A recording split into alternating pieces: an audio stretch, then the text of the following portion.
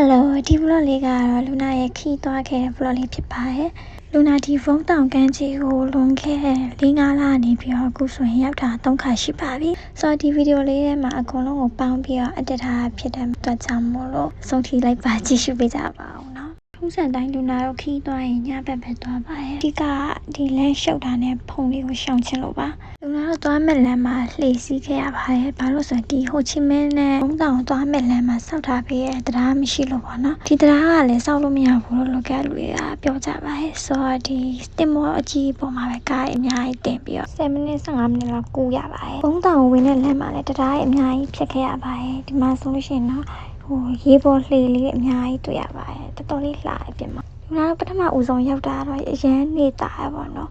နေတာပြီးတော့ကန်းကြီးမှာလည်းအရန်နေလို့ကောင်းတယ်ပြီးတော့ဒီခီးသွားရတာလေဘတ်ဂျက်အများကြီးတယောက်မကုန်တဲ့အတွက်ကြောင့်မို့လို့ကိုတက်နိုင်တဲ့အနေအထားမို့လို့သွားခြင်းဖြစ်ပါတယ်ဒါကတော့ကြုတ်ပြောထားရပါတယ်ကြောက်လို့ကန်းကြီးဆိုတဲ့အတိုင်းပဲပင်လယ်စာဆိုင်လည်းအရန်ပေါ်ပါတယ်ဒီပထမဦးဆုံးအခါမှာတော့ရာဒီကိုသူကလည်းတာရတဲ့အတွက်ဆန်းဆက်ကိုတေချာကြည့်ခဲ့ရပါတယ်တကယ်လှပါတယ်နောက်တစ်ခေါက်သွားတော့လည်းနေရတာပါတယ်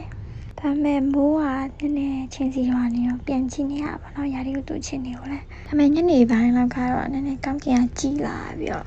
လူနာတို့လည်းအပြင်ထွက်ကြပါတယ်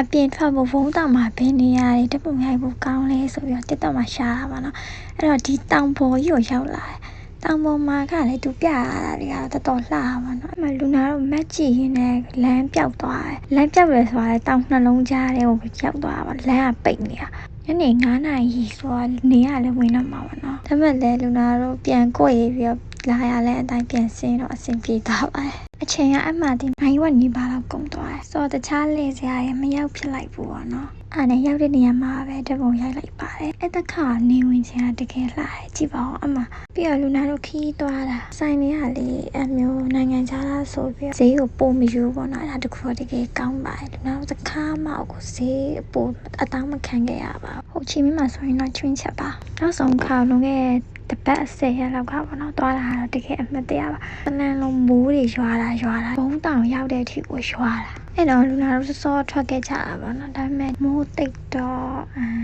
ကော်ဖီဆိုင်လေးဝင်ပြီးတော့တပုတ်ရိုက်ပါတယ်အဲ့မှာဗီယက်နမ်မာတွေကလေမိုးရီထဲမှာရိုက်သေးတာ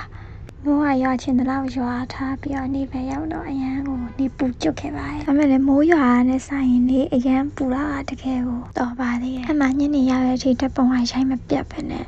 တနေ့ကုန်ရှောက်လေပြီးတော့ပြန်ခဲ့ကြပါတယ်အပြန်ကတော့ကန်းကောင်းထောက်မှစွာနဲ့မိုးလုံးဝမရွာခဲ့ပါဘူးမိုးကိုဘာလို့ကြောက်လဲဆိုရင်လူနာတို့ခီးထွက်တာမိုးရည်ဖြစ်နေတဲ့အတွက်ကြောင့်မို့လို့ပေါ့နော်အားလုံးပဲဘိုင်နောက်ထပ်ဗလိုတွေမှာပြန်တွေ့ပါမယ်အတစ်ပြီးခဲ့ရင်ပေါ့နော်